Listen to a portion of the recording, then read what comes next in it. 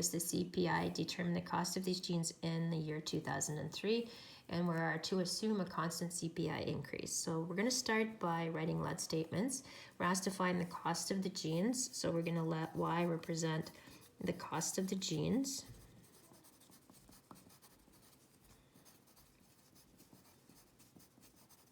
And the cost started increasing each year since the jeans were purchased. So that means cost depends on, or X represents, the number of years since purchased.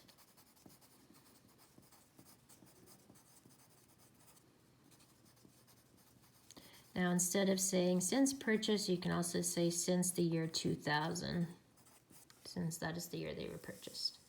Now the equation. So we start with filling in a value for A. That's the initial value. In this case, it's the initial price of the jeans, and we see that the initial price was $89.99.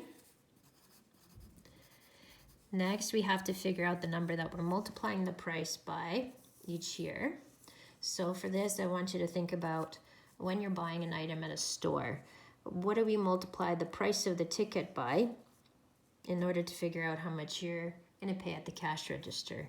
And that number is 1.13. And where does that number come from? Well, we are paying 100% of the price, plus on top of that 100%, we're paying 13% in taxes. That's our HST. 100% is equivalent to 1, since percent means out of 100, so 100 out of 100 is 1. 13% is equivalent to 0.13, since you're dividing by 100. And then when you add 1 to 0.13, you get 1.13.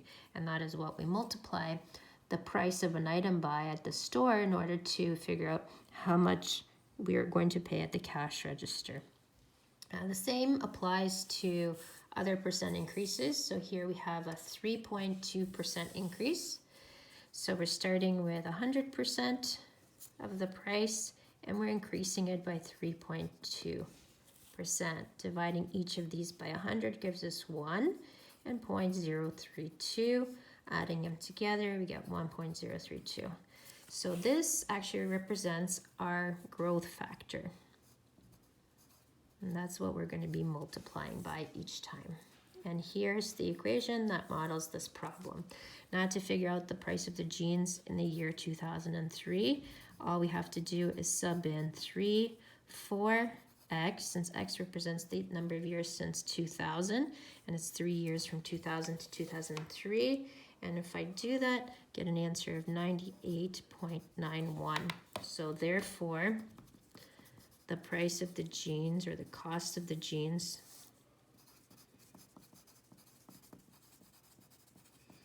in 2003 is $98.91. Okay, let's look at the next problem. It says, here in example 2, that a new car costs $24,000. It loses 18% of its value each year after it is purchased. This is called depreciation. Determine the value of the car after 30 months. Okay, so again, writing our let statements. Since we're asked to determine the value of the car, Y is going to represent the value.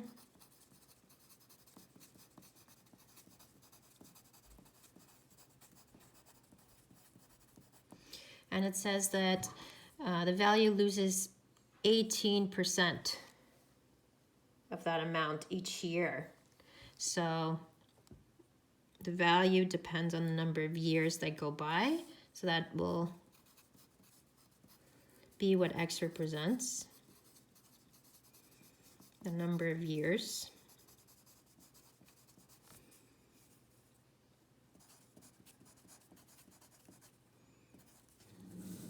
Now for the equation, initial price or amount of the car based on the question here is $24,000. Now what are we multiplying by each time? Well, here we have a percent decrease. So we're starting with 100%, but we're losing 18%. 100 divided by 100 is 1. 18% divided by 100 is 0.18. Once I subtract, you have 0.82. So that's what you would multiply the value of the car by each year if it's losing 18% of its value. And that will represent our decay factor, which is taking the place of B. Next, we just fill in a number for X if we're trying to figure out the value of the car after 30 months. Now, X represents the number of years, not months, so we have to convert months to years.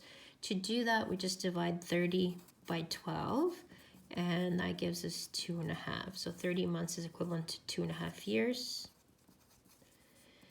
And then I'm going to use my calculator here to figure out the answer. And the answer is $14,613.22. Therefore, after 30 months, the car is worth $14,613.22.